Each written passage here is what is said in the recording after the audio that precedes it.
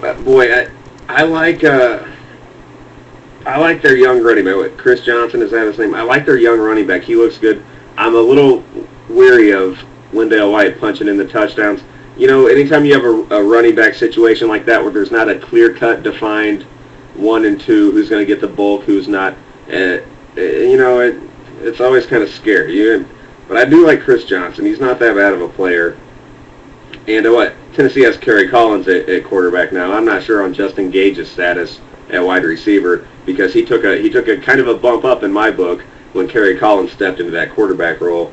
But still not going to be a real high scoring game. It's hit or miss with who you plug in. Somebody's going to score in that game, but who? It's really hard telling. Really hard telling. Denver at Kansas City. Kansas City is just laughable.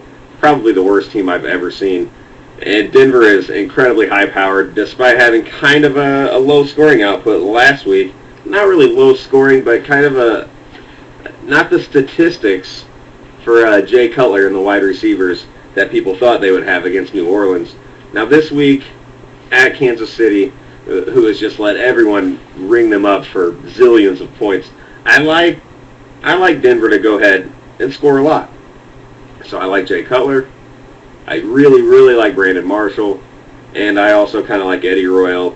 I don't know that I'm going to have him in my lineup. I do have him on my team, and it's presenting quite a problem, but well, I don't know. It's a tough matchup call. Kansas City, you know that just about everyone's going to score on Denver, so I don't know. And on the other side of the ball, on Kansas City, listen, I know Larry Johnson just had a game where he went over 100 yards and a touchdown. Whoop-de-doo. Let me tell you what. He got that on one play. He had like an 80-yard run. The rest of the time he was averaging about 1.5 yards per tote. So I wouldn't get too excited about Larry Johnson because they were playing Atlanta and he couldn't move the ball besides for one fluke lucky run where he took it like the distance of the field. So take that out of the picture, and he had a terrible, terrible day against Atlanta.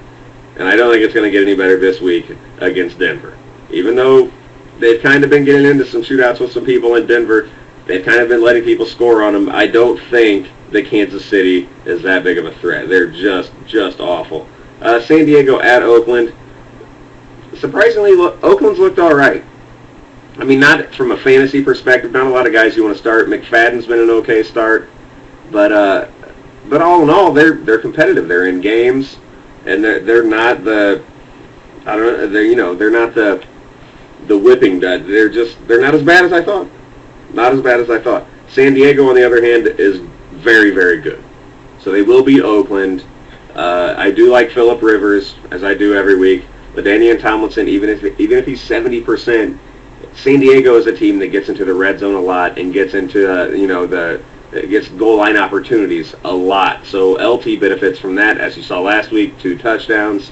Even though Darren Sproles got a lot of yardage, once they get near the end zone, LaDainian Tomlinson is the man. So LT is always a start unless he's not playing. Don't even worry about that, especially against Oakland. Chris Chambers, also, it should be a decent start. But the thing that worries me about Chambers is if he doesn't catch touchdowns, he's not catching anything. Like last week against the Jets, Monday Night Football, and thank God he did catch that 20-yard touchdown pass because it won the game for me. But if he doesn't catch that one ball, he gives you a big fat offer. That's kind of scary. You want your guys to catch 4 or 5 balls a game. He's catching 2, 3, sometimes 1, and lucky it's just always for touchdowns. So Chris Chambers worries me a little bit. I think if you have him, you may want to try to sell him now while his stock is high. Just a gut feeling. Because if he's not catching touchdowns, he's not scoring you many points. But right now, he's got 4 touchdowns in 3 games, you'll be able to get a pretty good trade for him. So if you want to move Chris Chambers, I think now would be the time. You need to fill in needs somewhere else. I know I do. So I have him up on the block. On the other side of the ball, Oakland, like I said, nobody's really ever worth starting. Maybe Darren McFadden, depending on how he feels. But, Oakland's not a giant offensive juggernaut by any means. So I wouldn't, if you're rolling with Oakland guys, you suck. Bottom line. Buffalo at St. Louis. Speaking of suck, St. Louis is god-awful. My favorite running back this week, I will say, is Marshawn Lynch. Buffalo running back at St. Louis, should have a field day. 2 touchdowns, maybe 3, easily over 100 yards. I also kind of like, oh Jesus, I'm not going to say this. I kind of like Lee Evans. Oh, I'm sorry. I'm going to shut off this show right now. I'm going to quit. I don't believe I just said that. I do. I kind of do. I don't even know where to go. I don't believe Lee Evans. Ooh, I hate Lee Evans, but I like him this week. At St. Louis, I like him. There's my advice. Start Lee Evans. Oh, awful. That tasted disgusting. St. Louis side of the ball, boy, they're just really awful and brutal. I mean, if you have Steven Jackson, you have to have him plugged in and just kind of hope for the best, right? Sorry. Boy, just a really, really bad team. Washington at Dallas. Jason Campbell's coming along. Still don't know that he's worth an every week start, especially at Dallas. You know, on the road, that's a tough place to go in there and play. That's a really, really good team, and that's an interdivision rivalry there. So that'll be a hyped up atmosphere, and that Dallas team is going to be jacked up. I don't know that Jason Campbell's a good start. Clinton Portis, obviously, you start every week if you have, and hope for good things. And another guy, Santana Moss, is becoming a guy to watch out of Washington. He's really catching a lot of balls for a lot of yards and some touchdowns. And, I know Dallas knows that too. I'm not the only one that's noticed. So they will be keyed in on Santana Moss, but it may not matter. Also, Chris Cooley is a top tight end. I was worried after week 1 that he wasn't going to be a part of the offense, but he's catching some balls.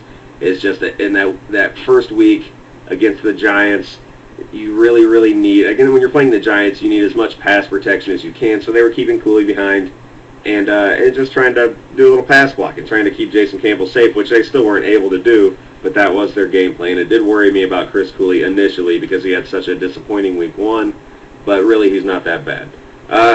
Where are we at? Philadelphia at Chicago. With Philadelphia, I really like this year. And I got to tell you, just a funny story, a quick antidote. My buddy Sean and I were talking today, and we were talking about that Philly and Pittsburgh game from last week. And I was saying how I really like that Philadelphia defense, man. They're really, they're fast. They make things happen. They're aggressive. They're in their face. They're after the quarterback. They're blitzing. They're scheming. I really like them. And, they literally knocked Roethlisberger out of the game. I mean, they beat him up so bad that he couldn't play anymore that day. All right? He's not out right now. He's not, not going to play this week. He's in.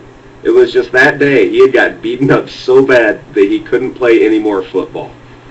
I mean, that's a serious defense. That is a serious punishing defense.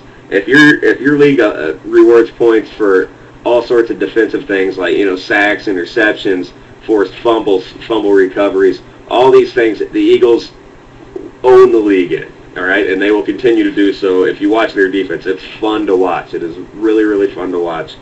Sean said, hey, man, it reminded me a little bit of that movie. What was it?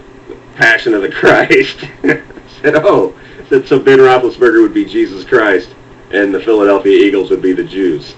So that's what they are. The Philadelphia Eagles are Jews, and and the opposing team quarterbacks are Jesus Christ.